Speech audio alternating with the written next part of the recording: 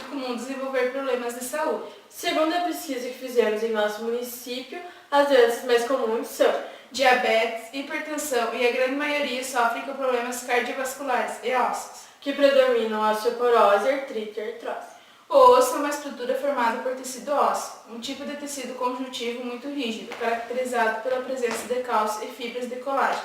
São órgãos esbranquiçados e duros, se unem aos demais por articulações para formar o esqueleto do corpo. São os ossos que dão suporte aos músculos, funcionando com cartilagens e juntas, como um sistema de alavancas.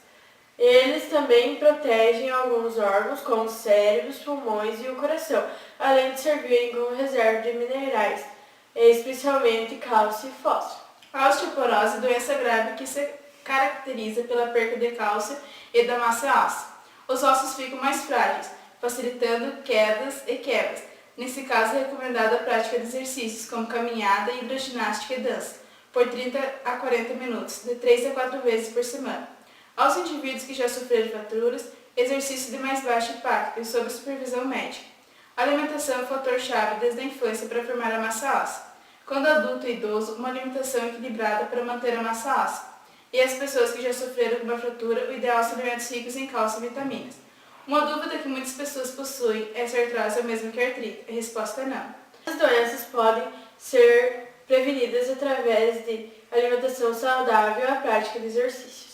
Temos aqui para confirmar nossa pesquisa a enfermeira do nosso município, Isabel Vezaro. Está com um médico ortopedista atendendo aqui na unidade e alguns convênios também. A gente tem bastante número de problemas de coluna, problemas de joelho, de articulação, artrite, artrose, um tanto devido à cultura nossa, que era uma cultura extremamente manual, né?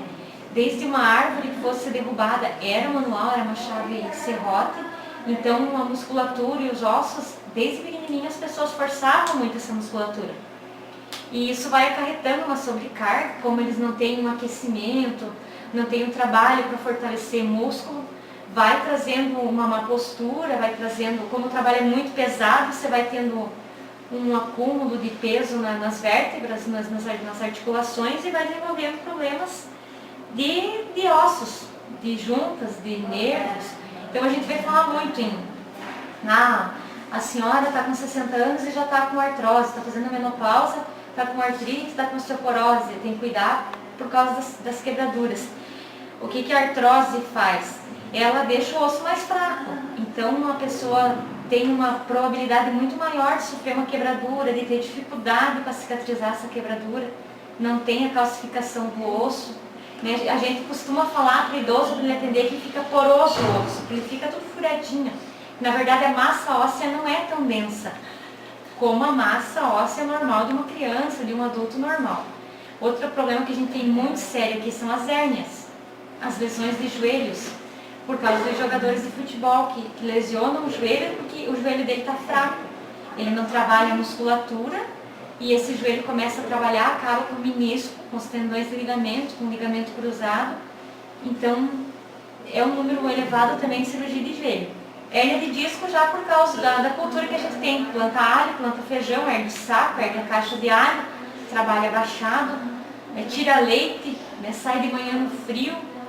E o que a gente está desenvolvendo hoje, através de um estudo que o fisioterapeuta Ramon fez, é a fisioterapia. Tinha o grupo do idoso, que os idosos vinham para cá e faziam um exercício físico.